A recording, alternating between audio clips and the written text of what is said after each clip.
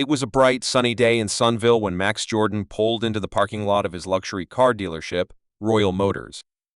The sun made the shiny cars sparkle as they sat lined up, looking expensive and ready for sale. But Max wasn't driving one of the fancy cars today. Instead, he had parked his regular SUV near the back of the lot. Max was dressed down for the visit, not wanting to stand out. He wore a gray hoodie, a pair of old jeans, and sneakers, hoping to blend in. His plan was simple. He wanted to see how things worked when no one knew the new owner was walking through the doors. How did the staff treat their customers? Would they be different with him, dressed so casually? He was about to find out. As Max approached the door, he noticed a group of employees chatting near the front desk. They seemed relaxed, talking about their day while flipping through papers. Max opened the door, and a bell chimed softly. The showroom inside was cool and quiet, a contrast to the heat outside. The smell of fresh leather filled the air, and the lights made every car gleam like it was brand new. When Max walked in, he noticed the employees look up. Their eyes scanned him, noticing the hoodie and sneakers, and something about their glances felt different. But Max didn't jump to conclusions. He was here to observe. He didn't want to make assumptions. Across the showroom, he saw Mia, a woman in her 40s, standing confidently by a display of luxury cars. She wore a sharp black blazer and heels, looking like she meant business. She walked over to Max, her clipboard in hand. Her smile was polite, but there was something tight about it. "Can I help you?" Mia asked with a slight edge to her voice. Max smiled back, trying to keep things casual. "Just looking around," he said, glancing at the cars. Mia took a quick look at him, sizing him up. "Are you in the market for a new car?" she asked, her voice a little colder now. Max nodded, his smile still in place. "Something like that," he said. Her eyes narrowed, her expression not changing. "Well, most of our cars here start at 6 figures. Maybe I can point you to a more budget-friendly option." Max's eyebrows went up, but he kept his voice steady. "Are you saying I'm not qualified to buy one of your cars?" For a second, Mia hesitated. She quickly recovered, straightening up. "No, I'm just trying to save you time. We specialize in high-end vehicles, after all." Max could feel the slight sting in her words, but he didn't let it show. Instead, he glanced at one of the nearby cars, a sleek silver coupe. "Nice car," he said casually, his hand brushing against the car's shiny door. Mia gave a tight smile. "It is," she said. "But if you're serious about purchasing, we can set up an appointment." Max stepped back from the car, his hands in his pockets, and nodded. "All right. Let's see what you've got. What would you recommend for someone like me?" Mia blinked, surprised by his straightforwardness. Before she could answer, an employee called out to her, and her attention shifted for a moment. She quickly returned to Max and handed him a list of more affordable cars. "These cars might be more suitable for your situation," Mia said, still not hiding the doubt in her voice. Max took the list but didn't respond right away. He folded it and tucked it into his pocket. "Thanks for the suggestions," he said evenly. Mia seemed a little caught off guard by his calm response but quickly regained her composure. "Look, I'm just being realistic with you," she said, her tone lowering. "Royal Motors isn't for everyone." Max raised an eyebrow. "And what exactly makes you think I'm not your ideal customer?" Mia's gaze flickered for just a moment before she answered. "I've been doing this for years. I know when someone's out of their depth." "Out of my depth?" Max repeated, his voice neutral, though there was a slight edge. "Interesting." There was a pause. Then Max turned and glanced at another luxury car. He was still calm, but the tension in the room was starting to build. He spoke again, this time his voice serious. "I think I'll speak to the owner. Let's see what they think." Mia's eyebrows shot up. "The owner? That's not going to happen today." Max remained calm and dialed the number in his phone. "I'll make the call myself," he said, holding the phone up to his ear. Mia opened her mouth to speak, but no words came out.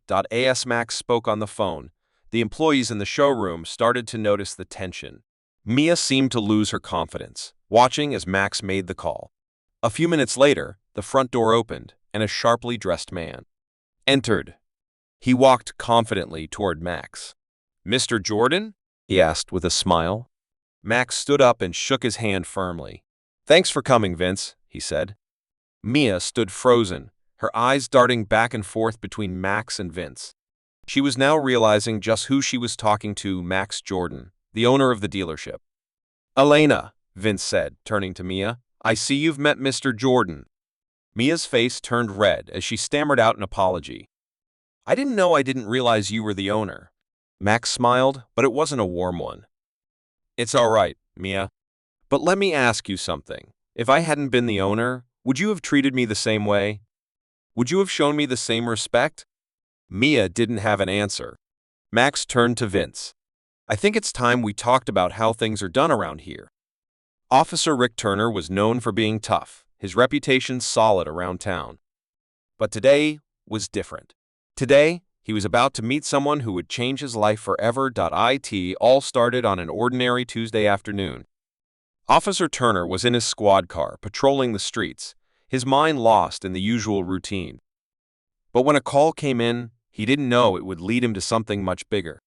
Unit 13, we have a report of a suspicious individual near the city park, the dispatcher said, the voice coming through his radio. Can you check it out? Roger that, Officer Turner replied, already turning his car down the familiar road. When he arrived, he saw a young man standing near a bench, looking nervous. The guy was pacing back and forth, constantly checking his watch, clearly anxious about something. Turner noticed he was wearing an expensive watch and a jacket that looked way too nice for someone just hanging out in the park. Turner got out of his car and walked over to the man. Hey, you okay? He asked, keeping his tone calm but firm. The man froze for a moment, then looked up. His face was pale and his eyes wide with panic. I didn't do anything wrong, he stammered. I didn't say you did, Turner said, eyeing him closely. But you don't look like you're just relaxing at the park. The man swallowed hard. I'm waiting for someone. Turner didn't buy it. He crossed his arms and stepped closer. Who are you waiting for? He asked, now more curious than anything. The man hesitated.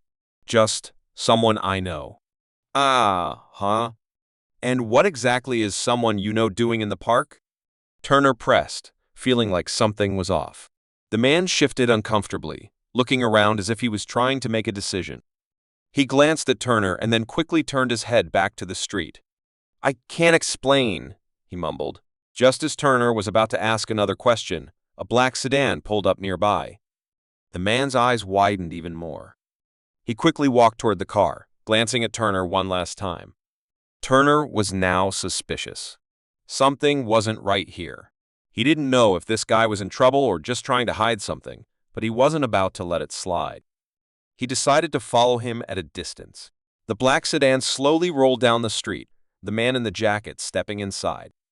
Turner watched as the car sped off, and he instantly knew he needed to find out who was in that car and why. It was a quiet afternoon at the police station. Officer Rick Turner sat behind his desk, looking through paperwork. He had no idea that a call would come in that would change everything he thought he knew about the situation. The phone rang sharply, breaking the silence. Officer Turner, we have a new lead, the dispatcher said urgently. You need to come down to the station now. His heart skipped a beat. A new lead? This could be big. Turner grabbed his things and rushed out the door, already feeling the weight of something important hanging in the air. As he arrived, he saw his partner, Detective Lisa Moore, waiting outside the briefing room. Her expression was serious, almost worried. What's going on? Turner asked, his voice tight with anticipation. Come inside, Lisa said, nodding toward the door. She led him into the small, dimly lit room where a new piece of evidence lay on the table. Turner looked down at the object. It was a small, old-fashioned notebook, the kind you might find in a detective movie. The leather was worn, and the edges were frayed. What's this? He asked, his curiosity piqued. It was found in the car from this morning's incident, Lisa replied. It looks like the person who left it behind has a lot to hide. And I think you need to see it. Turner flipped open the notebook, his eyes scanning the faded pages. The writing was messy but legible. As he read, his jaw dropped. It was a list, names, dates, and locations all connected to an underground crime ring. This can't be real, Turner muttered, his voice shaking. Whoever wrote this knows everything. Detective Moore nodded grimly. And it's not just a random list. These are people from our city. Just then, the door slammed open. The captain, Chief Davis, walked in, his face pale. Turner, Moore, we've got a problem. Someone's been working from the inside. Turner's mind raced. Who could it be? Who would betray their own department? Before he could speak, Chief Davis handed him a thick file. This is all the information we have. You need to go through it. The person who's leaking this information is someone we all trust. Turner stared at the file, his heart pounding. This was no longer just a case, it was personal. As the investigation deepened, Officer Rick Turner found himself stuck. He couldn't shake the feeling that something important was being hidden from him. There was no way the notebook from the crime scene was the only clue. Turner leaned over his desk, staring at the evidence in front of him. He knew there was more to the story. The notebook had sparked too many questions, and he needed answers fast. Detective Lisa Moore stood beside him, flipping through the file Chief Davis had handed them earlier. We've got to find out who's behind this before it's too late, she said, her voice steady but filled with concern. You're right, Turner replied, tapping his pen nervously against the desk. He glanced back at the file. These names, they don't make sense. They're all connected to people in our city, people we know, trust. How could one of them be involved in all of this? Lisa frowned. It could be someone pretending to be trustworthy. Someone blending in with the crowd. Turner thought about that for a moment. Or maybe someone who's been hiding in plain sight all along. Suddenly, the door opened and Chief Davis stepped in, looking more anxious than ever. Turner, Moore, we need to move fast. We just got word that one of the suspects is trying to leave town. Turner's heart dropped. If they didn't act now, they could lose the trail forever. I'm sending you two out to track them down, Chief Davis ordered. This is our chance to get the answers we need. Without wasting another second, Turner and Moore grabbed their gear and raced out of the station. They couldn't afford to make a mistake. The truth was out there, but it was slipping away quickly. The clock was ticking. Officer Rick Turner couldn't help but feel a wave of panic wash over him as he flipped through the files on his desk. He had been working tirelessly, but the pieces just weren't adding up. Then, his phone buzzed. Interrupting his thoughts. It was Detective Lisa Moore. Turner, we need to talk. I think I've found something. He jumped up, grabbing his jacket. I'll meet you at the office in 5. When Turner arrived, Lisa was already waiting. She didn't look tired, just determined. I found something big, she said, holding up a small, worn envelope. I found this hidden in the back of the evidence locker. Rick frowned, but his curiosity was piqued. What is it? It's a letter, she replied, handing it to him. And it might just change everything. He opened the envelope carefully, pulling out a single folded piece of paper. The writing was old, but still legible. As Turner read through the letter, his heart skipped a beat. This is a confession, he murmured, barely able to believe what he was reading. The letter detailed the entire plan, naming names and outlining a secret operation no one had ever suspected. Lisa's voice broke through his shock. Turner, we've just uncovered the truth. This letter could bring everything to light, but we have to act fast. Rick looked at her, his mind racing. We're not just going after the criminals anymore. We're going after the people who've been pulling the strings all along. They both knew that everything had just changed. The game was no longer about catching petty criminals. It was about uncovering a conspiracy that could shake the city to its core. Officer Sam Carter walked into the station, the weight of the case pressing on his shoulders. Every lead had seemed like a dead end. The pieces just didn't fit. As he slumped into his chair, exhausted, his phone buzzed. It was his partner, Detective Jenna Lee. Carter, I think I've cracked it. Her voice was full of urgency.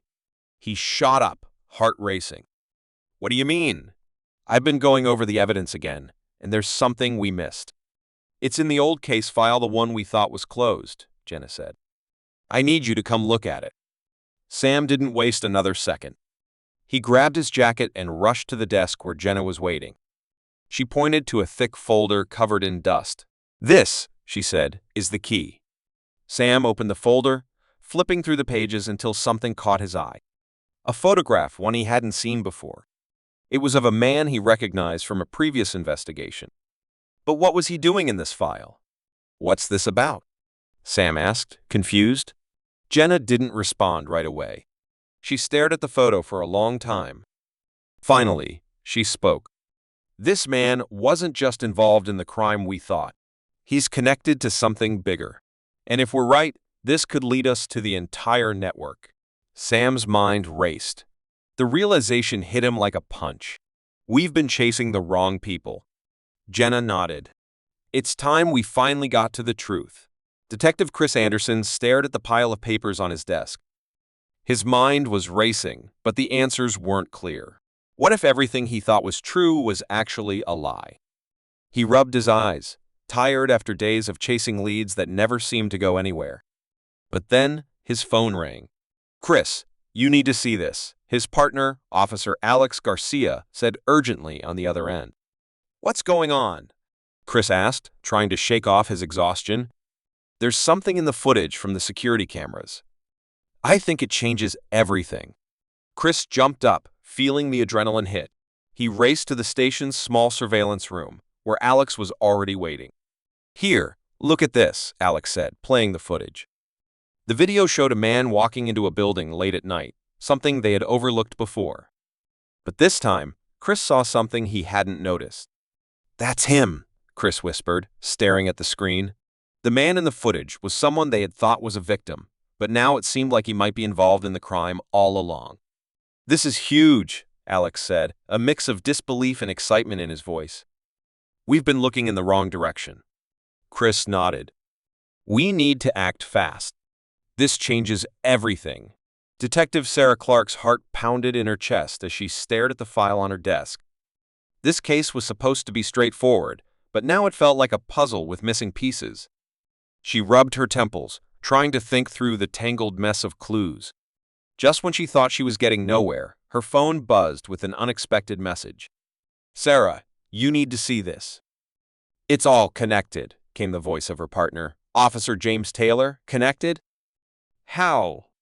Sarah asked, confusion creeping into her voice. James paused before answering. "Just trust me. Head over to the lab. I'll explain everything when you get here." With a sense of urgency, Sarah grabbed her coat and rushed to the lab. When she arrived, James was already waiting, his expression serious. "Take a look at this," he said, pulling up the new evidence on the computer screen. Sarah's eyes widened. The new information confirmed what they had been suspecting, but seeing it in black and white made it even more shocking. It wasn't just one person they had been looking for, it was two. "This changes everything," Sarah muttered, her mind racing. James nodded. "It does. Now we know who's really behind all of this."